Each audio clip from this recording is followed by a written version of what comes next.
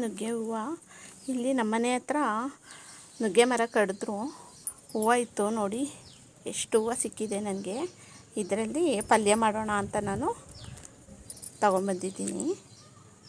ನುಗ್ಗೆ ಹೂವು ಸಿಗೋದೇ ಅಪರೂಪ. ನುಗ್ಗೆ ಹೂವು ಯಾರು ಕೊಡ್ತಾರೆ ಹೇಳಿ?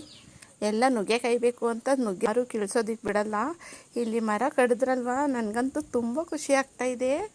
ಇಷ್ಟು ಹೂವು ಸಿಕ್ಕಿದೆ ನೋಡಿ. ಇದರಲ್ಲೀಗ ಪಲ್ಯ ಮಾಡೋಣ.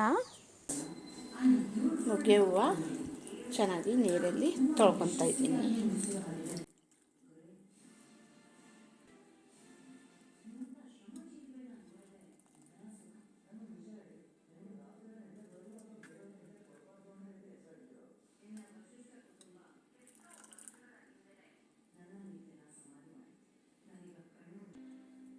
ನುಗ್ಗೆ ಹೂವು ಎಲ್ಲ ತೊಳೆದಿಟ್ಕೊಂಡಿದ್ದೀನಿ. ಕಡ್ಡಿ ಅದೆಲ್ಲ ತೆಗೆದು ಹೂವು ಮಾತ್ರ ಈ ಥರ ತೆಗೆದಿಟ್ಕೊಂಡಿದ್ದೀನಿ. ಇಲ್ಲಿ ನಾನು ಒಂದೆರಡು ಈರುಳ್ಳಿನ ಸಣ್ಣಗೆ ಕಟ್ ಮಾಡಿ ಇಟ್ಕೊಂಡಿದ್ದೀನಿ.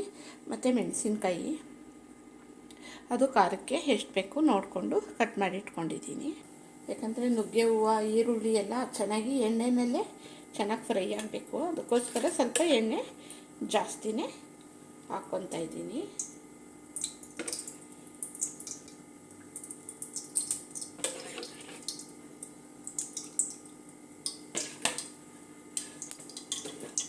ಸಾಸಿವೆ,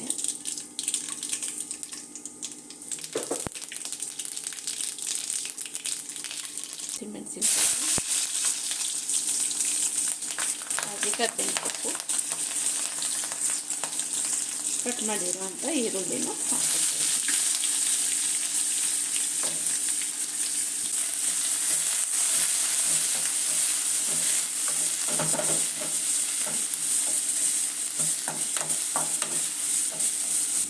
ನೋಡಿ, ಈರುಳ್ಳಿ ಚೆನ್ನಾಗಿ ಫ್ರೈ ಆಗಿದೆ. ಈಗ ತೊಳೆದಿಟ್ಕೊಂಡಿರೋಂಥ ನುಗ್ಗೆ ಹೂವನ್ನ ಹಾಕ್ಕೊತಾ ಇದ್ದೀನಿ. ಸ್ವಲ್ಪ ಈರುಳ್ಳಿ ಮೇಲೆ ಚೆನ್ನಾಗಿ ಫ್ರೈ ಮಾಡ್ಕೊಳ್ಳೋಣ ಎಣ್ಣೆಯಲ್ಲಿ. ಆರೋಗ್ಯಕ್ಕೂ ತುಂಬಾ ಒಳ್ಳೆಯದು ನುಗ್ಗೆ ಹೂವಿಂದು ಪಲ್ಯ. ಅಮ್ಮ ಹೇಳೋರು ಎದೆ ನೋವಿಗೆ ತುಂಬಾ ಒಳ್ಳೆಯದು ಅಂತ ಹೇಳೋರು. ಆದರೆ ನುಗ್ಗೆ ಹೂವು ಸಿಗೋದೇ ಇಲ್ವಲ್ಲ. ನುಗ್ಗೆ ಹೂವಿನ ಪಲ್ಯ ಮಾಡಬೇಕು ಅಂದರೆ ನುಗ್ಗೆ ಹೂವು ಸಿಗೋದೇ ತುಂಬ ಕಷ್ಟ. ಅದೇಗೋ ಮರ ಕಡಿದ್ರೂ ನಮಗೆ ನುಗ್ಗೆ ಹೂವು ಸಿಕ್ಕಿದೆ.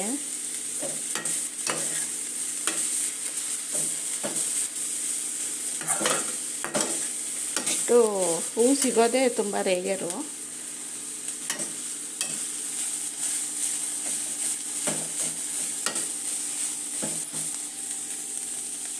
ಒಂದು 5 ನಿಮಿಷ ಚೆನ್ನಾಗಿ ಇಟ್ಕೊಳ್ಳೋಣ.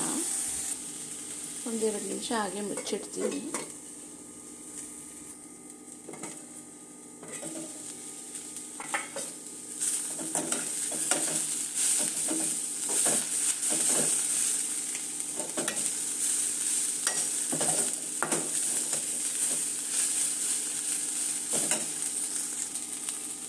ಉಪ್ಪು ಹಾಕ್ಕೊತಾ ಇದ್ದೀನಿ.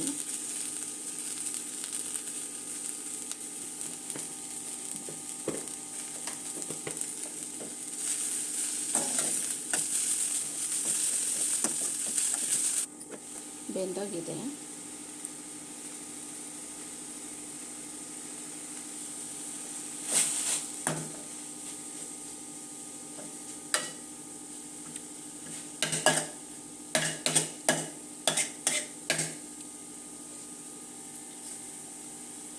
ಈಗ ನಾನಿಲ್ಲಿ ಒಂದು 4 ಮೊಟ್ಟೆ ಹಾಕಿದ್ರೇ ಇದು ಪಲ್ಯ ತುಂಬ ಚೆನ್ನಾಗಿರೋದು.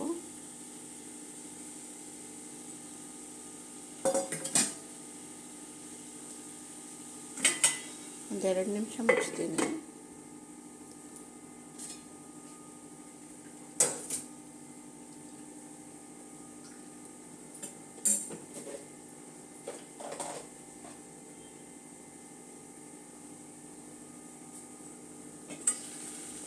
ಒಂದು ಸ್ವಲ್ಪ ಉಪ್ಪು ಹಾಕ್ತೀನಿ.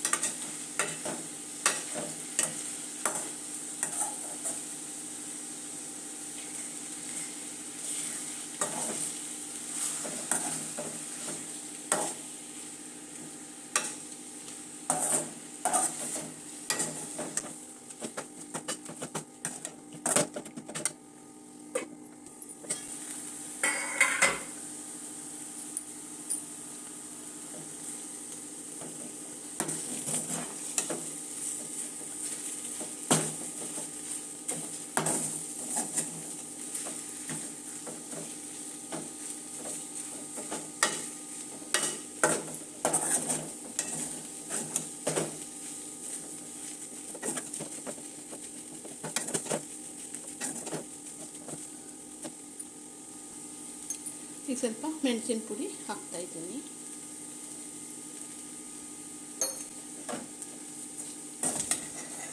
ತುಂಬ ಟೇಸ್ಟಿಯಾಗಿರುತ್ತೆ,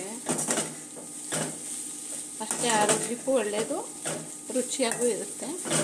ಚಪಾತಿಗೆ ನೆಂಚ್ಕೊಳ್ಳೋದಕ್ಕೆ ಬೇಳೆ ಸಾಂಬಾರು ಆ ಥರ ಮಾಡಿಬಿಟ್ಟು ಈ ಥರ ಮಾಡಿಕೊಂಡ್ರೆ ಸೂಪರಾಗಿರುತ್ತೆ.